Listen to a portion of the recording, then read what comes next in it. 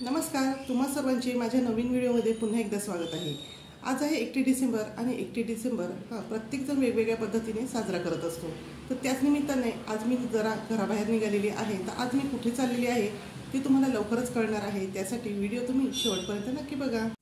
घरातून निघाल्यानंतर रस्त्याच्या बाजूला असलेल्या एका हातगाड्यावर आम्ही मोसंबीचा ज्यूस घेतला। हा ज्यूस अतिशय चविष्ट होता, पौष्टिक होता। त्याचबरोबर हा अगदी स्वच्छतेमध्ये तयार केलेला होता।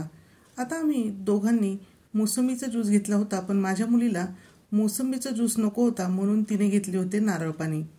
आता नारळ पाणी घेण्याचं तिने हट्ट तर केलेला होता, पण ते नारळ पाणी एवढे जास्त प्रमाणात होते की ते तिच्याकडनं पिल्याच गेले नाही। मग काय, आम्ही दोघांनी तिला नारळ पाणी संपवायला मदत केली आणि अजिबात वेळ न घालवता आम्ही लगेचच पुढच्या मार्गाला निघालो। आम्ही वर्षाच्या शेवटच्या दिवशी आणि वर्षाच्या सुरुवातीला एखाद्या देवाच्या ठिकाणी जात असतो, म्हणजे धार्मिक स्थळाला आम्ही भेट देत असतो। तर योगायोगाने 31 डिसेंबरला रविवार आलेला होता आणि आमच्याजवळ थोडासा वेळ होता, त्यामुळे आम्ही या ठिकाणी आलेलो आहोत नवशा गणपतीला। गंगापूर रोडजवळील आनंदवली इथे हे नवशा गणपतीचे मंदिर आहे। चला तर मग आता आपण नवशा गणपतीचे दर्शन घेण्यासाठी लगेचच मंदिराकडे जाऊया।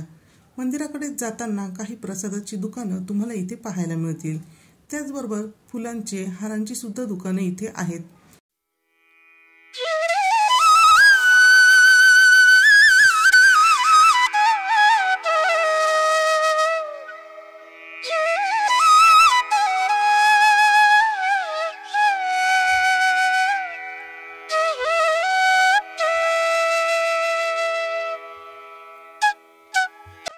आता आपण मंदिरापर्यंत आलेलो आहोत। तर गाभाऱ्यापर्यंत जाण्यासाठी इथे काही पायऱ्या आहेत, ते पायऱ्या उतरून आपण गणपतीच्या गाभाऱ्यापर्यंत जाऊ शकतो।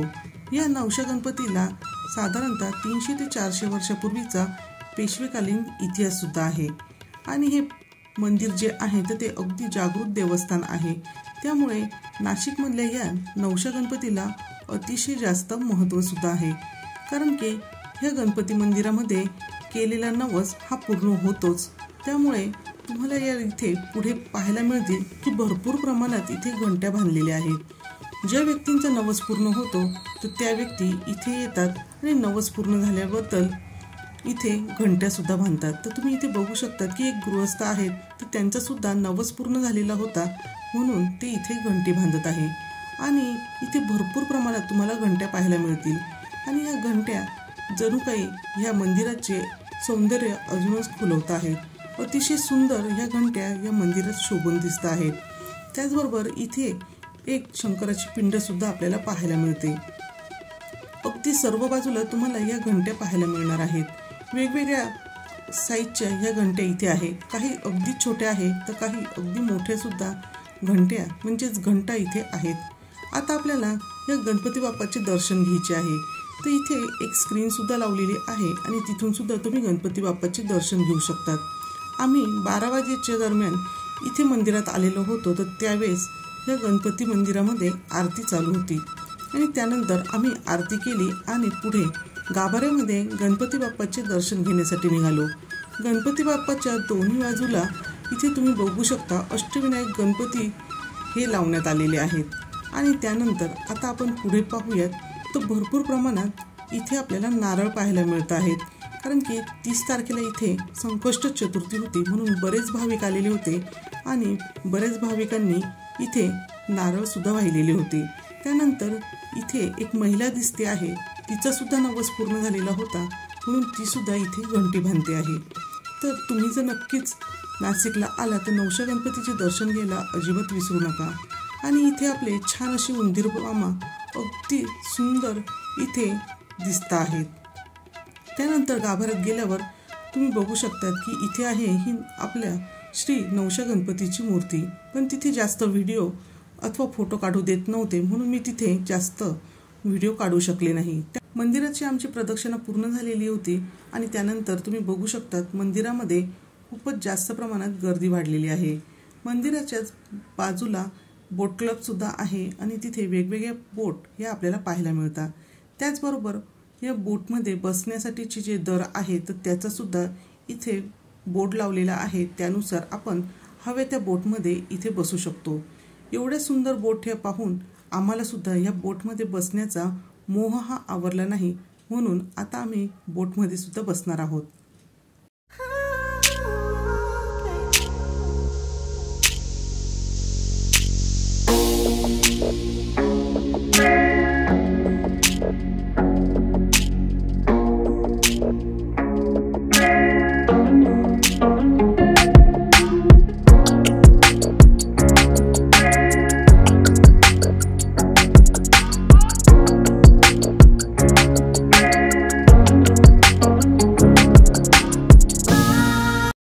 बोटमध्ये बसल्यानंतर इथला आजूबाजूचा जो परिसर आहे तर तो अगदी सुंदर आहे, नयनरम्य आहे. तर तो सुद्धा तुम्ही इथे आल्यावर पाहायला विसरू नका, कारण की बोटीमध्ये बसल्यावरच तुम्हाला या छान अशा निसर्गाचा आस्वाद हा घेता येणार आहे. आणि याचा आस्वाद आम्ही सुद्धा घेतला आणि आम्हाला खूप जास्त या बोटीमध्ये बसून आनंद झालेला होता. तर आता तुम्ही सुद्धा या निसर्गाचा आस्वाद माझ्याबरोबर नक्कीच घेऊ शकतात.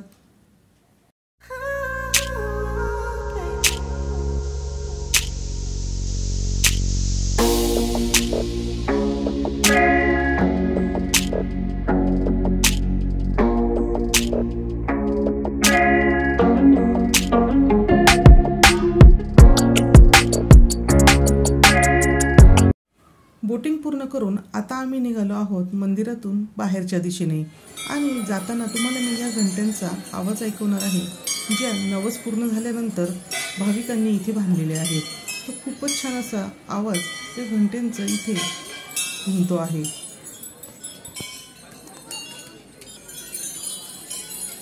आणि त्यानंतर आता आम्ही पुढच्या वेगळ्या दर्शनाला निघालेलो आहोत. तर आता आम्ही यानंतर कोणत्या देवाचे दर्शन घेणार आहोत ते सुद्धा तुम्हाला लगेच समजणार आहे.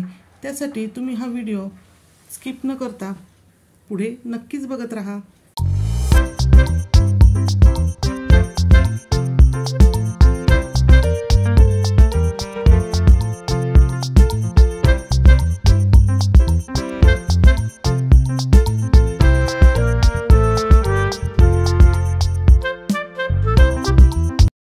नवशा गणपतीला आल्यानंतर तुम्ही या ठिकाणीच अगदीच जवळच असलेल्या श्री व्यंकटेश बालाजी मंदिरात यायला अगदीच विसरू नका, कारण की हे व्यंकटेश बालाजी मंदिरसुद्धा अतिशय सुंदर आहे आणि पाहण्यासारखे आहे. बालाजी मंदिराच्या अगदी सुरुवातीलाच इथे तुम्हाला अशा पद्धतीचा स्तंभ पाहायला मिळेल. तो सुद्धा अगदी उंच आहे आणि सुंदरसुद्धा आहे. त्यानंतर आता आपण आलेलो आहोत बालाजी मंदिरामध्ये आणि तुम्ही इथे बघू शकतात की श्री व्यंकटेश बालाजीची मूर्ती ही अगदीच सुंदर आहे आणि तुम्ही पाहिल्यानंतर तुम्हाला सुद्धा ही मूर्ती नक्कीच आवडणार आहे. आणि इथे या मंदिराचे सुशोभीकरण सुद्धा खूप छान असे केलेले आहे. जसे आपण अगोदर नवशा गणपतीचे इथला निसर्ग पाहिला त्याच पद्धतीने इथे सुद्धा अगदीच छान असे निसर्गरम्य वातावरण आहे. आणि या मंदिराचा गाभारा सुद्धा तुम्ही बघू शकतात. खूपच सुंदर असा या मंदिराचा गाभारा आहे.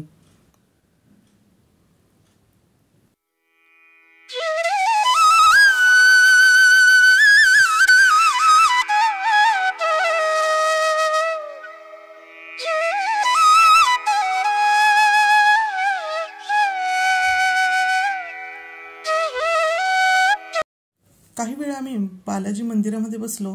अतिशय शांत, थंडगार आणि पवित्र असे बालाजी मंदिरातले वातावरण होते. त्यानंतर आम्ही लगेचच शेजारी असलेल्या एका मंदिरामध्ये गेलो. अतिशय ते मंदिरसुद्धा सुंदर आहे. चला तर मग तुम्ही सुद्धा माझ्याबरोबर या. आपण आलो आहोत पद्मावती देवीच्या मंदिरामध्ये. तुम्ही बघू शकता आता साधारणतः 1 ते 1:30 वाजलेलं होतं, त्यामुळे हे पद्मावती देवीचे मंदिर जे होते तर ते बंद झालेले होते. पण त्या दरवाजामधून सुद्धा मी तुम्हाला या देवीचे दर्शन हे घडवणार आहे. ही मूर्ती सुद्धा अतिशय सुंदर आहे. अतिशय रेखीव अशी ही पद्मावती देवीची मूर्ती आहे. तर तुम्हीही या ठिकाणी बघू शकतात. त्यानंतर या मंदिराला सुद्धा आम्ही प्रदक्षिणा मारली आणि प्रदक्षिणा मारताना तुम्हाला मी या ठिकाणचा निसर्ग दाखवते आहे. अतिशय सुंदर असे हे इथले वातावरण आहे. इथे खूपच छान अशी झाडे लावण्यात आलेली आहे. त्यामुळे अगदी या मंदिराच्या आवारात थंडावा वाटतो. तर आता आम्ही आलेलो आहोत बालाजी मंदिराच्या शेजारी जो सोमेश्वरचा धबधबा आहे, तर तिथे आम्ही आलेलो आहोत. तर तो धबधबा आता मी तुम्हाला दाखवते. खूप सुंदर आहे, पाहण्यासारखं आहे. चला आता आपण त्या धबधब्याकडे जाऊया. इथे गाडी पार्किंग केल्यानंतर थोडे अंतर आता आपल्याला चालत जायचे आहे आणि तिथे लांबवर दिसतो आहे तिथे आपल्याला धबधबा बघायचा आहे.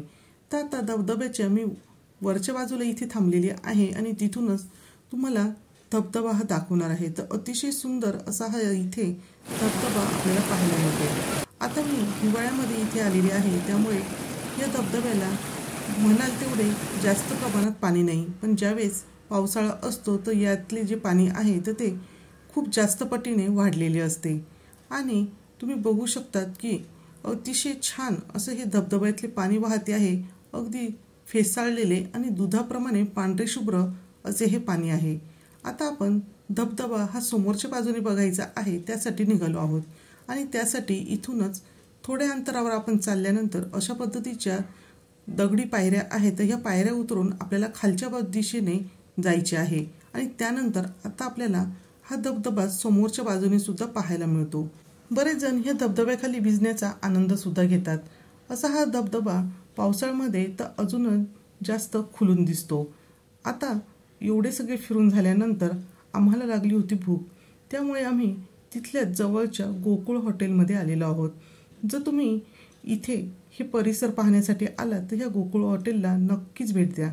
इथले जेवण अतिशय चविष्ट असते आणि जेवल्यानंतर आपल्याला कोणत्याही प्रकारचा ॲसिडिटीचा त्रास हा होत नाही.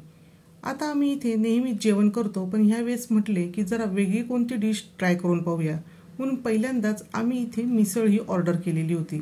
आणि त्यानंतर आता आम्ही ही मिसळ घेतली होती आणि यामध्ये मी तरीही थोडी कमीच घातली होती, कारण की माझी मुलगी लहान आहे आणि ती जास्त प्रमाणात तिखट खात नाही, म्हणून मी यामध्ये जी तरी होती तर ती कमी प्रमाणात घेतली. आणि या मिसळची चवसुद्धा अगदीच अप्रतिम होती. गरमागरम मिसळचा आस्वाद घेऊन आता आम्ही ह्या गोकुळ हॉटेलमधून बाहेर निघालेलो आहोत. आणि तुम्हाला हे व्हिडिओमध्ये दिसते आहे तर ते गोकुळ हॉटेलचे प्रवेशद्वार आहे आणि यामध्ये खूप जास्त मोठ्या प्रमाणात पार्किंगची व्यवस्था सुद्धा केलेली आहे. आता आपण नवशा गणपती बघितला आहे, त्यानंतर श्री व्यंकटेश बालाजी मंदिर सुद्धा पाहिले. धबधब्यावर आपण पाण्याचा आनंद सुद्धा घेतला. आता आपण इथूनच जवळ असलेल्या सोमेश्वर मंदिरात आलेलो आहोत. हे सोमेश्वर मंदिर सुद्धा अतिप्राचीन मंदिर आहे आणि हे सुद्धा अगदी जागृत देवस्थान मानले जाते. या सोमेश्वर मंदिराच्या परिसरात पेरू हे विकायला असतात, तर हे पेरू घ्यायला तुम्ही अजिबात विसरू नका, कारण की ते खूप चविष्ट असतात. त्यानंतर आता आपण मंदिराच्या दिशेने निघालेलो आहोत. तर आजूबाजूचा परिसर इथला सुद्धा अतिशय छान आहे. खूप सारी हिरवळ इथे आपल्याला पाहायला मिळते. सर्वात आधी हे आहे लक्ष्मीनारायणाचे मंदिर आणि त्यानंतर पुढे गेल्यावर आपल्याला सोमेश्वरचे मंदिर दिसणार आहे. पण तुम्ही आजूबाजूला बघू शकतात इथे लहान मुलांना खेळण्यासाठी गार्डन आहे आणि इथे आहे हे सोमेश्वर महादेव मंदिर. पण इथे खूप जास्त प्रमाणात गर्दी असल्यामुळे मी इथे व्हिडिओ शूट करू शकले नाही, त्यामुळे मी तुम्हाला बाहेरूनच ह्या मंदिराचे दर्शन करवणार आहे. ह्या सोमेश्वर मंदिराजवळ सुद्धा बोट क्लब आहे, तिथे सुद्धा तुम्ही बोटमध्ये बसण्याचा आनंद हा घेऊ शकतात. आणि इथे तुम्हाला मी गर्दी दाखवते आहे, तर बघू शकतात खूप जास्त अशी गर्दी आहे. सोमेश्वर महादेवाचे दर्शन घेऊन आता मी पुन्हा घरी निघालेली आहे आणि 31 डिसेंबरचा असा हा दिवस मी आनंदात घालवला. ही तीनही मंदिर अगदी जवळ आहे, त्यामुळे तुम्ही एकाच वेळेस या तीनही मंदिरांमध्ये नक्कीच जाऊ शकता. तर आजचा हा व्हिडिओ तुम्हाला कसा वाटला हे तुम्ही कमेंट करून सांगायला विसरू नका. व्हिडिओ आवडला असेल तर व्हिडिओला लाईक करा, शेअर करा आणि चॅनलला सबस्क्राईब करायला विसरू नका. सर्वांना नवीन वर्षाच्या खूप खूप शुभेच्छा.